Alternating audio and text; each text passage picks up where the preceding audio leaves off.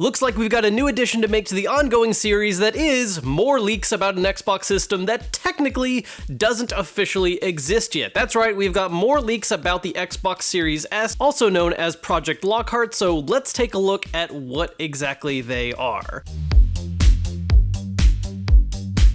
Now, this leak comes from very early this morning from documents that were posted on Twitter, and then it was picked up by various news sites. The Verge was the first place that I saw really talk about it, and it looks like these are internal documents from Microsoft that discuss a Project Lockhart mode for developers to use when making games right now. That way they can test how a game will run on the Xbox Series X and how it will run on the Project Lockhart, whether that's going to be called Series S or whatever other special name they end up coming up with. Now, like with any leak like this, I say take it with a grain of salt, but let's take a look at what exactly is being talked about in this document and how the Series S compares not only to the Series X, but I think a really interesting comparison is how it compares to the One X. According to these leaked documents, it looks as though Project Lockhart is going to be using about 7.5 gigabytes of usable RAM. It's going to have a GPU capable of about 4 teraflops and is going to have a slightly underclocked CPU compared to the Series X. Now, of course, while it wasn't specified in these documents, it can be assumed that the Series S is also going to be making use of an SSD like the Series X. That is, after all, the big focus point for both companies as far as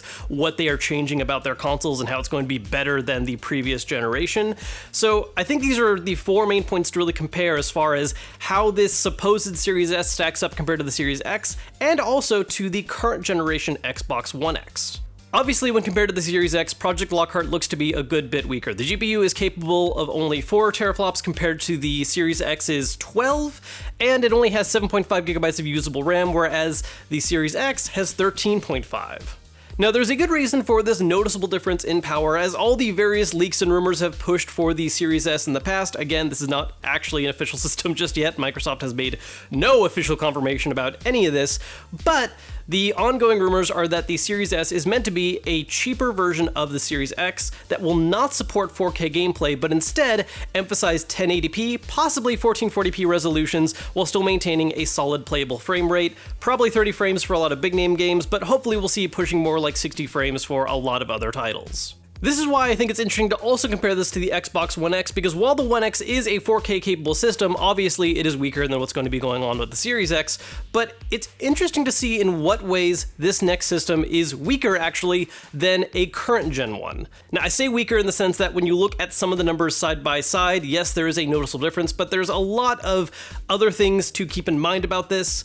For instance, the fact that the Series S is going to be making use of a new CPU, not just simply one that has a higher clock speed, but it's just new architecture, which is something that really handicapped the Xbox One X in a lot of ways, especially when, games had to support both it and the One S. And of course, the fact that the Series S is likely going to be using an SSD, not a traditional hard drive. Now, with that in mind, compared to the One X, the Series S does have some pretty noticeable weaknesses. Again, like compared to the Series X, it does have both less RAM and less GPU. And this is part of what makes it really interesting to compare to the One X, because while it is a next-gen system, it's actually weaker than the One X in a couple different ways. Again, though, this is because the One X is trying to accomplish 4K gameplay for a lot of its titles, whereas the Series X is focused on 1080p, 1440p. Still, next-gen versus current-gen, kind of an interesting issue.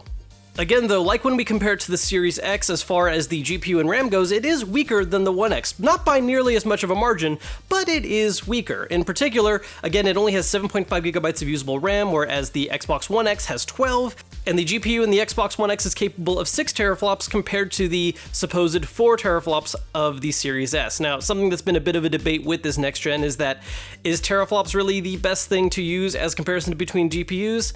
Not entirely. It is one way you can measure differences between graphics cards, but it's not the only thing that matters as far as what the card is actually capable of and what you're going to be seeing in real performance in-game. With that in mind, though, it is probably safe to say that the Series S, compared to a current Xbox One X, is going to have a weaker GPU, less RAM, but a better processor, which is a pretty important difference because it's one of the things that might have been causing a bit of bottlenecking in the Xbox One X, and is, of course, again, making use of an SSD. This all points to a lot of things that people have been theorizing about the Xbox Series S, Project Lockhart, whatever you want to call it, in that it is meant to be a much more affordable system, given the fact that, again, it is weaker than even a One X in some respects. But that being said, it is something that's still going to be playing these next-generation games at a lower resolution, but still looking a lot better than, say, its fellow lower-resolution brother, the Xbox One S, which is a lot weaker.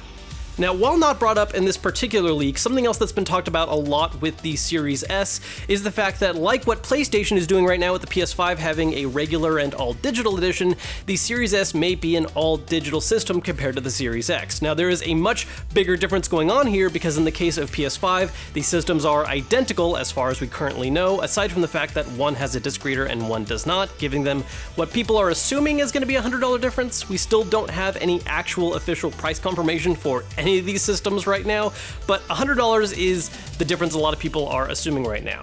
When you look at the Series X compared to the Series S, it's a much different situation because yes, it is all digital, but it's also an overall weaker system that's going to be supporting a lower resolution in favor of hopefully being cheaper by a much larger margin.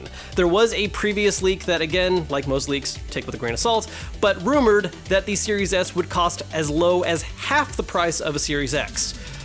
How much does the Series X cost? We don't actually know. So that could be $500 and $250, that could be $400 and $200, that could be $600 and $300. We don't know that yet, but the fact that it is this noticeably weaker, I think does point towards the fact that actually could be pretty likely.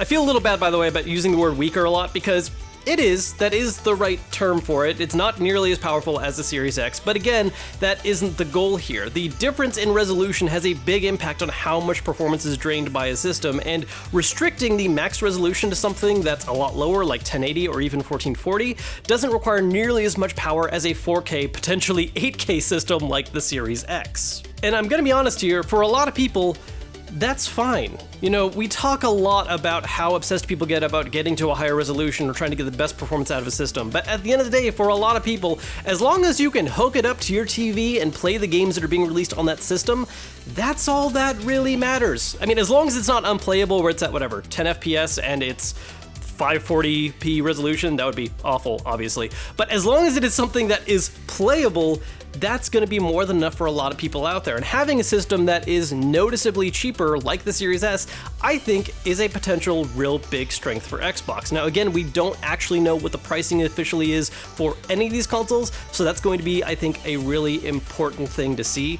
Because if the Series S ends up being something like, say, $200 cheaper than the PS5 all-digital, that's an appreciable difference. I would also argue that as things stand right now, the concept of an all-digital Xbox system is actually more appealing than an all-digital PlayStation system.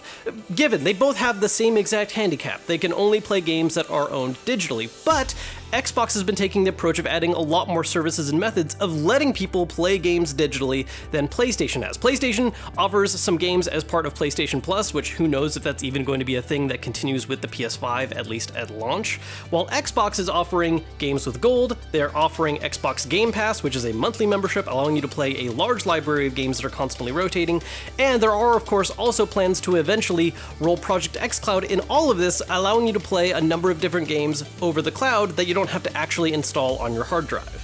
I think this makes Xbox have a much more compelling argument for focusing on them as an all-digital system. I think it's great that PlayStation is offering the all-digital, but the main benefit of their all-digital system is it's going to be cheaper than the regular PS5, and I would argue it looks better because it's more symmetrical and doesn't have that disc slot that just bulges one of the sides out a little bit.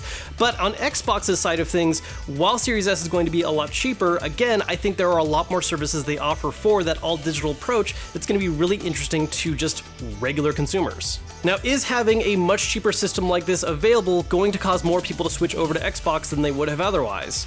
Maybe. Again, there's still a lot of unknowns here, like price, which plays a very large role in this, but if it is cheap enough by a large enough margin, I think that could be a really great boost for Microsoft compared to PlayStation. Now, there are a lot of other ways that Xbox is currently falling behind a little bit as far as the whole kind of hype meter between the two systems goes.